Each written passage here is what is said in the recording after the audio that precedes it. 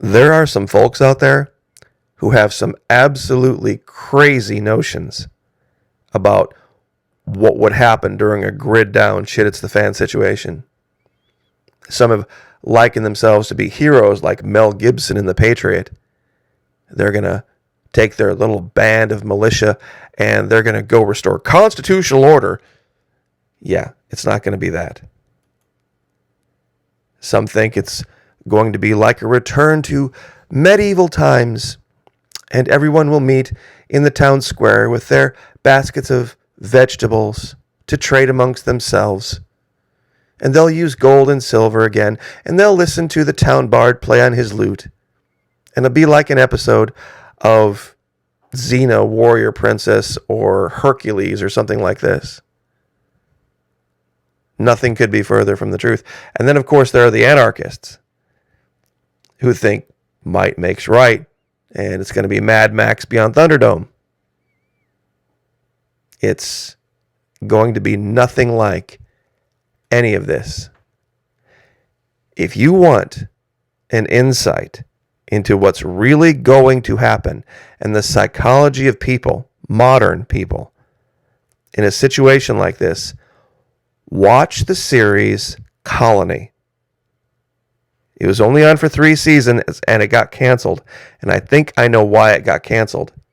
Because there are things, elements in this that if someone tried to put this out on TV today, they wouldn't even allow it. And once I show you what I'm going to show you today, your jaw is going to hit the floor.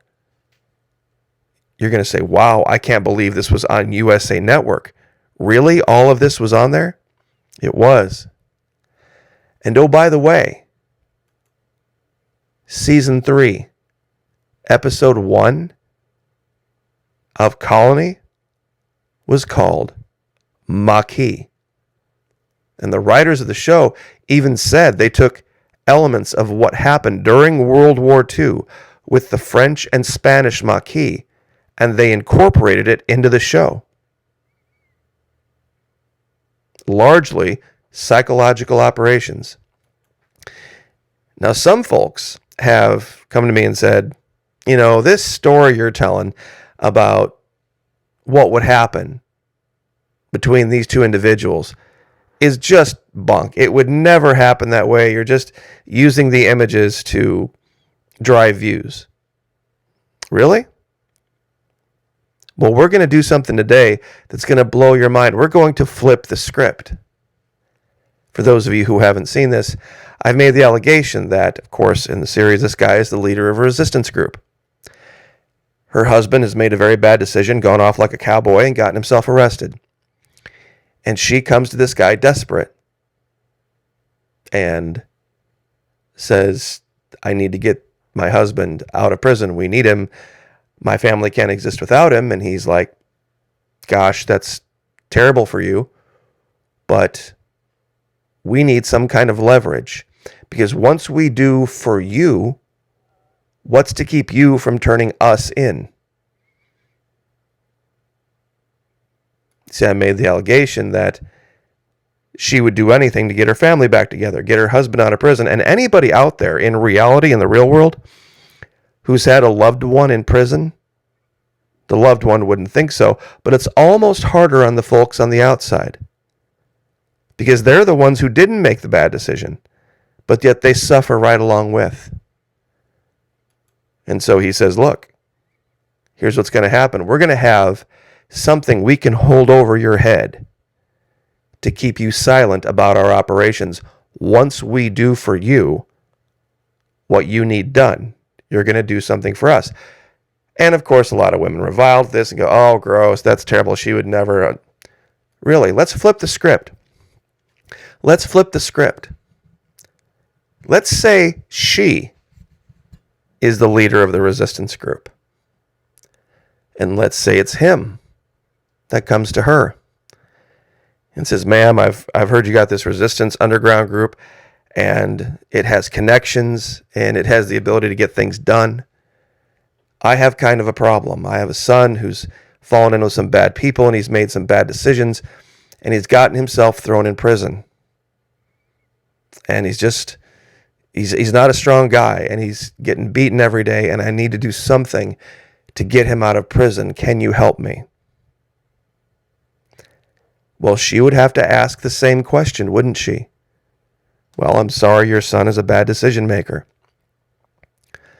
I'm sorry for your situation. But what do you have to bring to the table? See, I've got a whole bunch of guys in my group right now that have been preparing since literally the Obama administration, and they have all sorts of weapons, all sorts of ammunition. They've been stockpiling beans, bullets, Band-Aids for 20 years, 25 years. And so we don't have any need of any more people. And to be very honest, sir, with respect, you look like you're in your late 50s, early 60s. You couldn't keep up with my guys.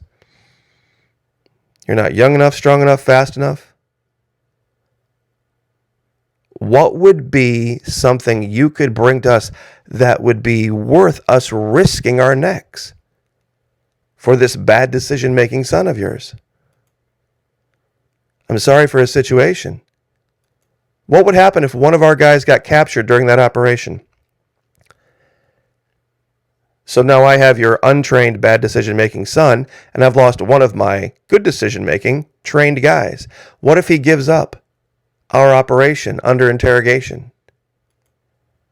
Why would this be worth it to me? This is all things that she could say righteously and expect an honest answer. You see, he might have to sit there for a long time and get up and walk away and say, you know what, thank you for your time. You're right. I don't have anything I can bring to the table. Nothing I can offer. And he might just have to let his son know, you're just going to have to deal with the beatings. You're going to have to figure out a way to suck it up because I don't have the ability to leverage this group in any way. There's nothing I can do. And they can't risk it. And they make a good point. Now do you see the difference? Now do you see the difference? Who was actually the more powerful one? In both situations. And here's the part that's going to blow your mind. Later on in Colony, second, third season, this character, this Katie Bowman, played by Sarah Wayne Caius, does something far worse than what I even alleged. In the Underground Resistance Group, they've come across a piece of technology that's emitting a very dangerous form of radiation. One of the members gets very, very sick, and they can't cure him. So you know what she does? Her and her husband, who, oh, by the way, once gets broken out of prison, now works for the Authority, the very thing that the supposed evil guy was worried about. They go kidnap a doctor against his will. This guy right here with the mask on. They kidnap him. And they force him at gunpoint to try to treat this guy who's suffering from the radiation sickness. There's nothing the guy can do. He's too far gone. So you know what she does? She films the whole thing and says, okay, we're going to let you go. But if you say a word to the Authority, we're going to just send this anonymously to them, showing you working with us. And they're going to pick you up and they're going to throw you in a hole, never to be seen again. Now, this guy, this doctor, was just minding his own business, doing what he was supposed to do, trying to keep his head down. But you see, this is what the Maquis did. The Maquis did some very ugly things. And who remembers, oh, by the way, the story about the sister? Remember the one that had the son who needed the insulin so badly? Who decided to make a plan, find this guy, cozy up to him for that purpose only? Guess what? They actually had a few moments where they learned to get along and understand what the situation was. And if you think this isn't reality, if you think, oh, Florida Maquis, you're just talking about a TV show. Look up the Spanish Maquis. I want to read something for you. This is from a book written by a woman named Martha Gellhorn, who documented what the Spanish Maquis really did in World War II. During the German occupation of France, the Spanish Maquis engineered more than 400 railway sabotages, destroyed 58 locomotives, dynamited 35 railway bridges, cut 150 telephone lines, attacked 20 factories, destroying some factories totally, and sabotaged 15 coal mines. Now, those last two things. The people working in those factories, the people that were buried alive in those coal mines, they were French, working against their will for the Germans. Yeah, that's right. You see, the Spanish Maquis took as many French lives as they did German lives. They talk about taking several thousand German prisoners, capturing 3 tanks, and liberating 17 towns. But in Maquis warfare, things get ugly. Things get far uglier than this. Believe me, there were some people living in France that would have loved the opportunity to better their circumstances for just a roll in the hay. And besides, things can get way, way worse. Imagine having no other option. Imagine not even having that option. Like this guy would.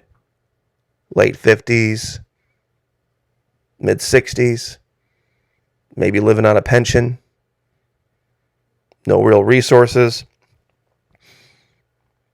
no ability to bring anything to the table to better the circumstance for his loved one.